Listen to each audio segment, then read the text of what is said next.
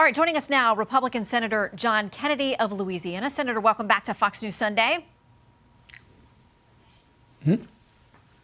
Okay, so your response to the calls by, listen, there are Democrats and Republicans, and you heard Admiral Kirby say that they want that Senate package to get done.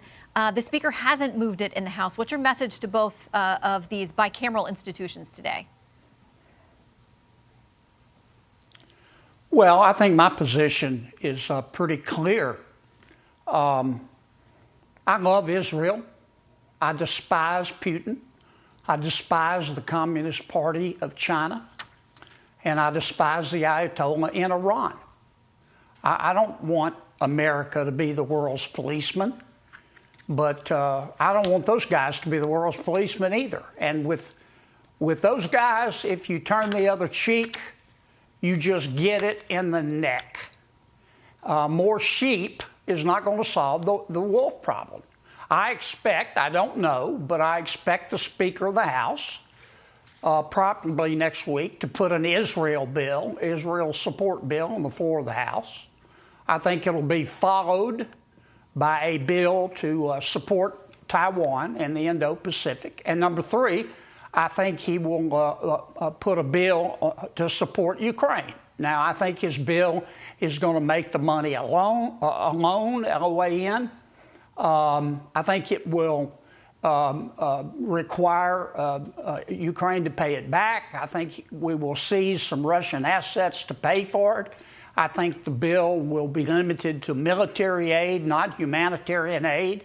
And I think there will be some strong encouragement to make Europe, which is vastly more wealthy than Russia, to do a better job of putting its money where its mouth is. And I think the bill will pass. It'll come back to the Senate, and unfortunately, I predict that if it comes back to the Senate, the big issue on those bills will not be Ukraine. The big issue will be Israel, because it is clear that President Biden is being influenced by the Hamas wing of the Democratic Party. Well, to that point, you've got Senator Sanders there, one of your colleagues, who says in a piece in the Boston Globe this week, he said, not another nickel to Netanyahu. He says, does America want to be on the side of history of standing with people who are child killers and creating starvation? I mean, those are his words. He seems determined to block anything going to Israel. Mm-hmm. Yes. And in the past 60 days, we have seen President Biden go wobbly in his support of Israel. And today, the White House has already leaked to the press early this morning that they're not going to participate in an Israeli response to what Iran just did. Let me say it again. More sheep is not going to solve the wolf problem. My advice to the president today, for what it's worth, Mr. President, don't. Stop it. Support Israel. With respect, go to Amazon and buy a spine online. Peace through weakness never works, not with these hard men.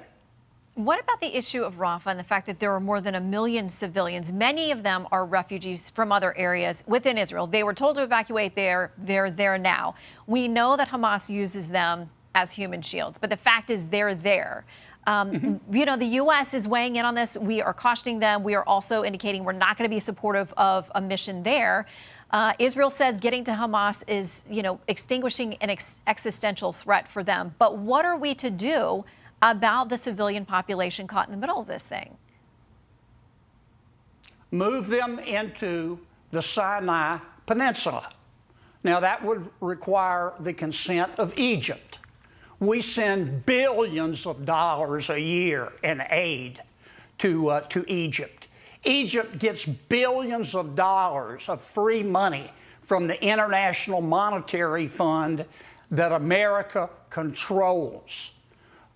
We need to sit down with Egypt and say we're moving the refugees into Sinai, and we're going to do to Hamas what we did to ISIS and al-Qaeda. Egypt will not like it. But I think Egypt will understand why we're insisting on them doing that.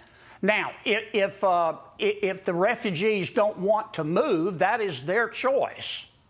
But there is a simple answer to this if we just show a little bit of fortitude. Well, we know Egypt would not be for that plan, as you said. They're not going to like it. We'll see what measure of leverage the U.S. would use there, because they feel that it may actually violate a treaty they've got with Israel. But let me get to this. The UN Security Council is going to meet this afternoon. Not known for being pro-Israel. Mm-hmm. What do you expect to see there this afternoon? A lot of blah, blah, blahing. Probably our State Department will go along with it. Look, our State Department, they're pretty good at diplomacy, and they're pretty good at haggling over language at a UN summit, but they're not good for much more. We're in a bar fight here, and the State Department wants to quote Plato and Socrates and read Beowulf.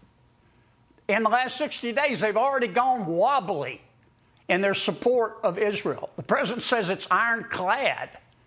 Come on, man. The American people may be poor under Biden, but they're not stupid. We need to stand with Israel. It's very clear. We're not at war with Hamas. Israel's not at war with Hamas or Hezbollah or Yemen. Those are all surrogates for Iran. They're prostitutes. The pimp is Iran. Israel is at war with Iran. Iran hates Americans. Iran hates Jews. Iran wants to kill Americans and Jews. They have made and that if clear. we turn the other cheek to them, we're going to get it in the neck. All right, I want to ask you quickly, too, because there's talk about That's my opinion. Whether you guys will move aid this week. But you also are expected to receive, now, with everything that's happening, this may have changed, but the House sending over articles of impeachment for Secretary Mayorkas with respect to the border.